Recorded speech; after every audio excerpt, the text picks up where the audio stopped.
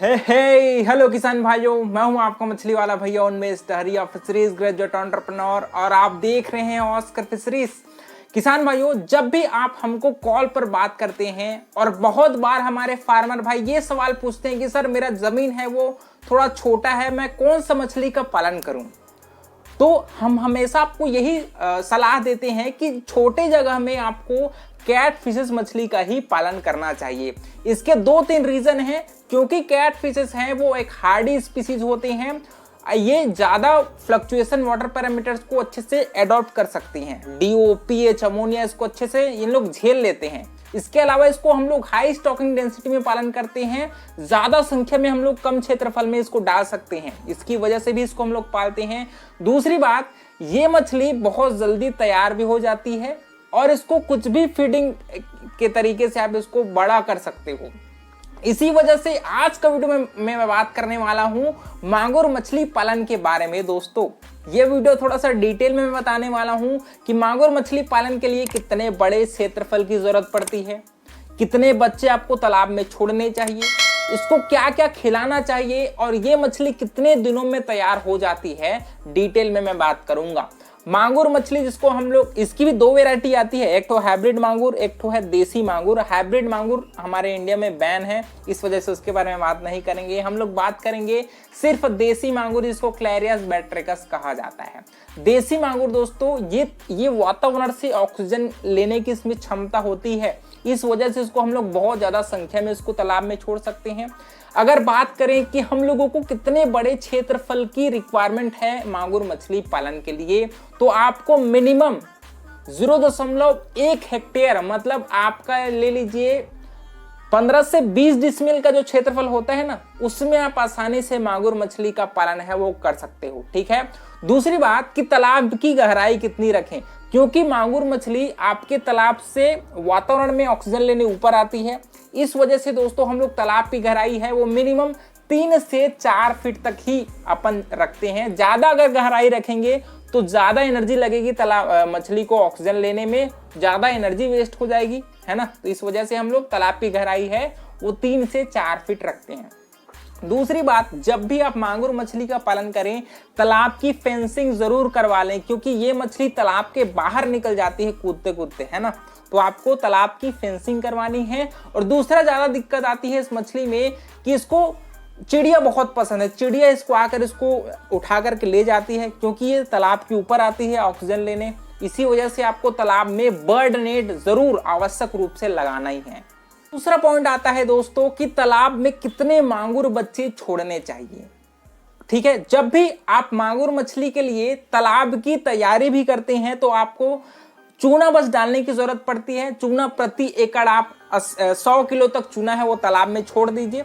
चूना डालने के पश्चात दूसरा हमारा काम होता है यहाँ पर तालाब में बच्चे स्टॉक करना। फर्मेंटेशन आपकी इच्छा है, अगर आप करना चाहते हैं फर्मेंटेशन तो कर सकते हैं, नहीं करना चाहते तो नहीं भी कर सकते, कोई प्रॉब्लम नहीं है। ठीक है। यहाँ पर अगर बात करें स्टॉकिंग डेंसिटी की, तो आप मांगुर मछली को प्रति हेक्टेयर 50,000 से 70,000 तक संख्या में डाल सकते हैं। प्रति हेक्टेयर की बात कर रहा हूं, ठीक है। प्रति एकड़ अगर कैलकुलेट करेंगे तो 20 से 25,000 संख्या में आप डाल सकते हैं।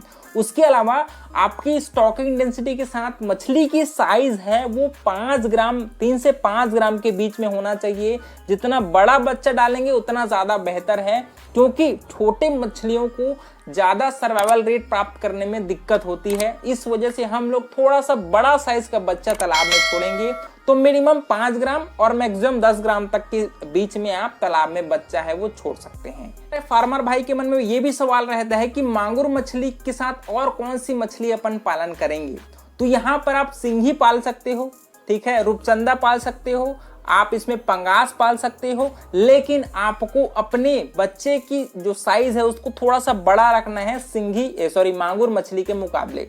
यहाँ पर आप अगर चाहेंगे तो उसमें आईएमसी मछली भी थोड़ी संख्या में डाल सकते हो। मान लीजिए आप 1 एकड़ में 25,000 तक मांगुर डाल रहे हो, तो उसके साथ आप 200 से 300 की संख्या में आप आईएमसी मछली भी छोड़ सकते हो, क्योंकि आईएमसी मछली प्लैंकटन को अच्छे से खाती है।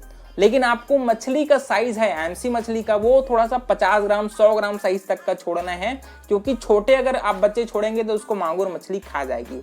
यहाँ पर मांगुर मछलियों का साइज भी इक्वल होना चाहिए। अगर आप उसको छोटा बड़ा साइज तालाब में डालेंगे तो ये मछलियां एक दूसरे को खा सकती हैं, क्योंकि इनमें कैनाबिलिज्म का एक क्षमता होती है, एक दूसरे को ही ये खा जाती है। तो आपको इक्वल साइज के, समान साइज के ही बच्चे तालाब में छोड़ने हैं। मेन मुद्दा में आते हैं कि मांगुर मछली को क्या खिलाया जाए। इसके मैं आपको दो ऑप्शन दे सकता हूं।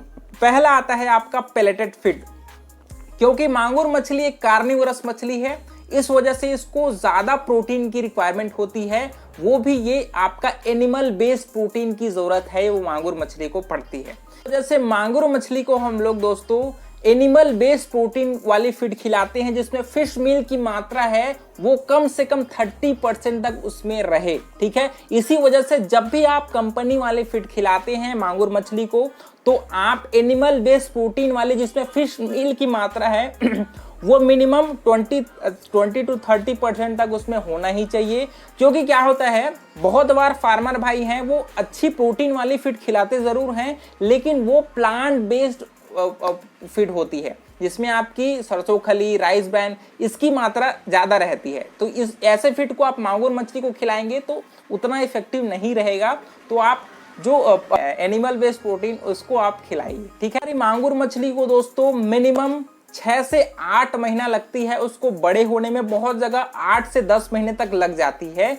तो यहाँ पर आपको स्टार्टिंग के कम से कम 3 महीने आपको वहां पर 5% प्रोटीन वाली 5% बॉडी वेट के हिसाब से स्टार्टिंग में 34% जो प्रोटीन वाली फीड आती है ना, स्टार्टर फीड, उसको आपको फिट कराना है। प्रोटीन का लेवल है वो जितना ज्यादा रहे उतना ज्यादा बेहतर है, क्योंकि मांगुर मछली में सबसे ज्यादा खर्च 70% मछली के खाने में ही आती है। इस वजह से मछली को खाना खिलाने में आपको कंजूसी नहीं करना है। ठीक है, दूसरी बात, इस मछली को अगर आप जो स्लॉटर हाउस होता है, जो बूचड़ खाना होता है, वहां से जो मीट निकलती है उसको भी आप इस मछली को खिला सकते हैं, लेकिन आपको अपने वाटर पैरामीटर्स को बहुत ज्यादा ध्यान रखना है। आपको डेली वाटर एक्सचेंज करना पड़ेगा। अगर आप स्लॉटर हाउस से जो मीट आता है, जो बूचड़ खाने से जो मीट आता है, उसको आप तालाब में डाल सकते हैं, लेकिन उसको सबसे पहले धोना है। धोने के बाद उसको चॉप्ड करना है। एक चॉपर मशीन आता है, उसको कीमा के रूप में पीस देती है। पीसने के बाद ही आप उसको तालाब में डालिए। ऐसा अगर बड़ा बड़ा साइज का डालेंगे तो वो मछलियां अच्छे से नहीं खा पाएंगी और आपकी पानी बहुत ज्यादा खराब होंगी। तो आपको बूचड़ खाने वाला फीड यूज करते हैं तो उसको अच्छे से कीमा बनाइए, उसके बाद ही तालाब में डालिए। और पानी को आप रेगुलर 20% तक पानी को बाहर निकालना है अगर आप बूचड़ खाने वाला फीड खिलाते हैं तो। लेकिन यहाँ पर एक प्रॉब्लम आती है कि इसमें बैक्टीरियल इन्फेक्शन के बहुत ज्यादा चांसेस बढ़ जाते हैं, क्योंकि बूचड़ खाने वाला अगर फीड तालाब में डालते हैं, मीट को डालते हैं, तो उससे बहुत ज्यादा स्लज बनता है तालाब में और बहुत ज्यादा बदबू भी आती है। तो मैं आपको रिकमेंड करूंगा कि कंपनी वाले फीड आप ज्यादा प्रेफर करिए, ना कि जो बूचड़ खाने वाला खाना है उसको आप तालाब में डालिए। मांगुर मछली में बीमारी लगने के चांसेस है वो भी रहती है। आपकी बैक्टीरियल इन्फेक्शन सबसे ज्यादा मांगुर मछली में लगती है। इसके लिए तालाब में आपको 3 दवाई है वो जरूर रखना ही चाहिए। सबसे पहले सीफैक्स, दूसरा आपका ऑक्सीटेट्रासाइक्लिन और तीसरा है आपका K-मेनोफोर, जिसको हम लोग पोटाश बोलते हैं। इसको आपको महीने में 2 बार इन तीनों केमिकल को तालाब में डालना ही है, क्योंकि मांगुर मछली को बैक्टीरियल इन्फेक्शन के चांसेस सबसे ज्यादा होते हैं। तो आपको मछली में बीमारी लगने से पहले ही मेडिसिन है वो तालाब में डालना है, ताकि यार आपकी मछलियों का हेल्थ अच्छा रहे, अच्छे से वो फीडिंग करे और अच्छे से ग्रोथ कर पाए, है ना। तो मैंने बात कर लिया फीडिंग की, कितने बच्चे तालाब में छोड़ने हैं इसके बारे में बात कर लिया। तो इसके हिसाब से देखा जाए तो मांगुर मछली पालन बहुत ज्यादा कठिन नहीं है, बशर्ते आपको अपने वाटर पैरामीटर्स और मछली के हेल्थ को फोकस करना है। ठीक है, बाकी इसमें कुछ भी नहीं रखा है।